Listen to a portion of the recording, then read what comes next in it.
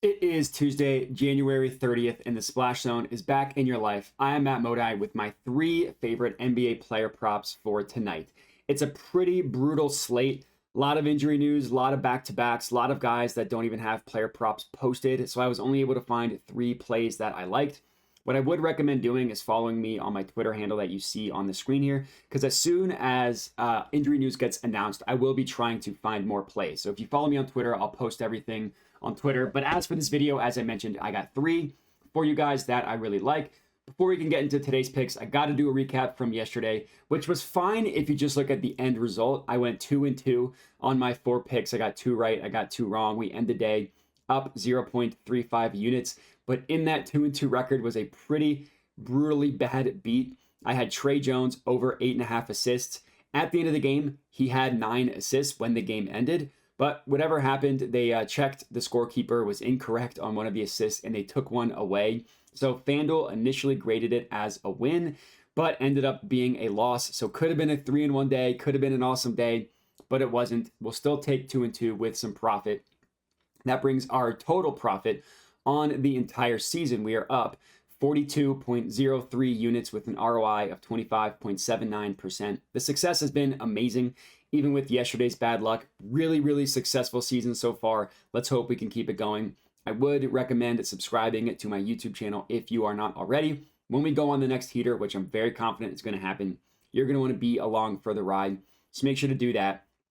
And that's all we got. That's all we got. Now we can get into today's pick. So as I mentioned, I'm only going to have 3 for you guys. The first one is in the Jazz versus Knicks game. I'm taking Jaylen Brunson over 7.5 assists. This is at -120 odds at BetMGM. As I mentioned, it is admittedly a very gross slate today, but I actually really do like my first play. I really like this Brunson one. If you look at his win percentage, it's not terrible. He's only hit this in 5 of his last 10 games. But you need to look into that a little bit more. 3 of the games in which he went under, he had exactly 7.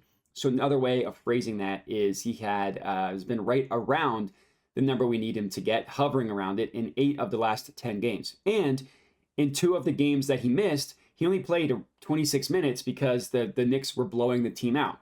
Now, blowout is definitely in the cards tonight because the Knicks have been on fire, one of the best teams in the NBA. But I still like riding with Brunson in this one, mostly because of the matchup against the Jazz. The Jazz defense is a defense that we have targeted for point guard props a lot this year, and it's consistently something that's come through for us. On the entire season, the Jazz are giving up the most assists per game to point guards. Even if you isolate it into the past month, which does include the Jazz's hot streak, they're still allowing the second most point guard assists per game in the entire NBA. Unsurprisingly, a source I like to look at here is props.cash. They give you the position and then where the defense ranks against that position for each category, each prop category. They list the Jazz as the second best matchup in the NBA when it comes to point guard assist props. The only team that's a better matchup is the Wizards, and the Wizards barely even resemble a functional defense. So if they're the only team worse than you, that's not great. Another source I like to look at is Courtside Pal. Not only do they look at positions, but they actually look at playmaking style. So just because Jaylen Brunson's a point guard, he doesn't have the same playmaking style as Tyrese Halliburton, as Trey Young. All 3 are point guards. What Courtside Pal does is look into how they playmake, how they get assists, and stuff like that. And according to Courtside Pal, they list the Jazz as giving up the most assists per game to someone of Jaylen Brunson's playmaking style. So no matter how you slice it, by any matter in which you want to look at it, it's a juicy matchup for Jaylen Brunson. 5 of the last 6 point guards against the Jazz have gone over their assist over under, and that includes a lot of them that have just totally smoked their over as well. Spencer Dinwiddie had 8 assists on an over under of 5.5. Ben Simmons in his first game back had 11 assists on an over under of 3.5. Tyus Jones had 14 assists on an over-under of 6.5. So I'm going to pump up Jaylen Brunson. I'm taking him over 8.5 and 9.5 as well. Just scaling the bet size down a little bit. I put 1 unit on our official play, and then I'm just putting a half unit on 8.5 and 9.5 as well. We're only going to officially track whether our over 7.5 hits, but I like to tell people honorable mentions and stuff like that. So that's our first play. Next up in the Pacers versus Celtics game, I'm taking Jaylen Brown over 23.5 points, minus 105 odds at ESPN Bet. Even with the trade for Pascal Siakam, the Pacers defense has not shown really any signs of improvement, at least not yet. Maybe they will get better. They're still giving up a ton of points to guys like Jaylen Brown. They're getting crushed by shooting guards in general.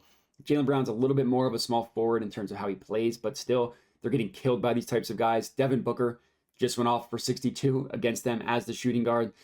Against the Grizzlies, both shooting guards on the Grizzlies went over their point total over-under against the Pacers. That would be John Conchar and Vince Williams Jr. According to props.cash, the Pacers are the 5th best matchup in the NBA for shooting guards specifically. But again, you got to take it a step further. You can't just look at the position. You need to look at how they score and where they shoot from. And according to Courtside Pal, the Pacers give up literally the most points per game to someone of Jaylen Brown's scoring profile. And they give up the 4th most points per game to someone of his shooting profile. Now, I don't want to explain this in every single video because there are people that probably know the difference by now because I try to mention it in as many videos as I can. The high-level version of it is shooting profile just measures where the player shoots from, not whether it goes in or not. Scoring profile actually takes skill into account and measures where they actually score from, put it in the basket. 2 totally different stats, both equal to look at, or both important to look at, I should say, and both give you the Pacers as a very juicy matchup for Jaylen Brown. He is a little bit inconsistent as a scorer, I will admit, I will say that. He's only gone over this in 3 of his last 10 games, but again, in the matchup against the Pacers, it's a matchup that he has consistently crushed. He scored 30, 31, and 40 points in his last 3 games against the Pacers. So the fact that he's been cold recently kind of makes me like this one even more as a bounce back game for Jaylen Brown and a very juicy matchup against a team that he consistently kills. All we need is for him to get the 24 in this one, not the 30 number he's been getting against them, and we cash. So let's hope for that. That's our second play. Next up, third and final pick for the video. Again, we're sticking in the Pacers versus Celtics game. We're taking Tyrese Haliburton under 10.5 assists plus 110 odds at ESPN Bet. So it's our only under play of the day and our only plus money banger of the day as well. As I mentioned, pretty gross slate. I'll admit this one is also a little bit scary. Anytime you're taking an assist under for Haliburton, this is our Pepto play of the day. This is going to feel queasy, going to feel gross going down. It's going to make your stomach hurt. Take some Pepto with it. That'll help. It's probably the best passer in the NBA. The reason why I'm taking Haliburton's under is mostly just because of a play, or because him coming back from his injury. That's why I think this is a play. The Pacers admitted that Haliburton is going to be brought along gradually. He's not going to get his full allotment of playing time his first game back. So Haliburton initially got hurt on January 8th. He missed about 10 days. He missed about 10 days. He tried to return on January 19th. That was clearly too early because the training staff was concerned with how he looked. He didn't feel right. He should not have come back and played in that game. That always makes me nervous, the fact that he returned and it was too soon. So he took another 10 days off, and now he's trying it again tonight. In that game against the Blazers, he played 28 minutes. Now, he did hit the over. He had 13 assists, but I don't think he's going to play 28 minutes in this one. Even with the extra 10 days off, 28 minutes was too much. I don't even think he would get to 25. I'd be surprised. Maybe 25 is the cap in this one. The exact quote is that they expect Haliburton to be brought along gradually. So the 28 minutes, again, against the Blazers is not something that I see. I also like taking his under because of the matchup against the Celtics. The Blazers, granted, they've been playing better recently. They're not a good defense. They're not nearly as good as the defense that the Celtics have. So between the minutes restriction and between him going against the Celtics, that's why I like this under, not because I don't like Haliburton, the player. On the year, the Celtics are giving up the 4th fewest assists per game to opposing point guards. 4 of the last 5 point guards against the Celtics have gone under their assist total over under. And according to Courtside Pal, the Celtics give up the 7th fewest assists per game, someone of Haliburton's playmaking style. So not the best, still a pretty tough matchup. And last time these two teams played, taking away the injury because Haliburton did get hurt in a game against the Celtics, you take that game out. Last game these two teams played in which Haliburton played 35 minutes and he only had 7 assists. So the under is unfortunately the play tonight. It's not going to feel good, but I very much, I really do like this play.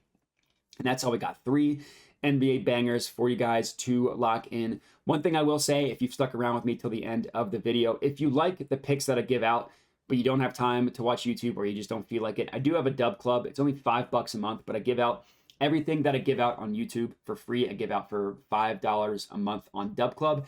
The logic there is you get it about an hour early. Maybe the odds don't change if you were to get them texted to you immediately. And it's just a lot more convenient. They get texted to you. You don't have to watch the YouTube video. So again, you can get everything for free on YouTube. I'm not trying to sell you a VIP picks package or anything like that. Just if you want my plays early, you can on Dub Club. And that's all we got. Appreciate everybody for watching. Make sure to like, comment, subscribe, all that good stuff, and have a good one.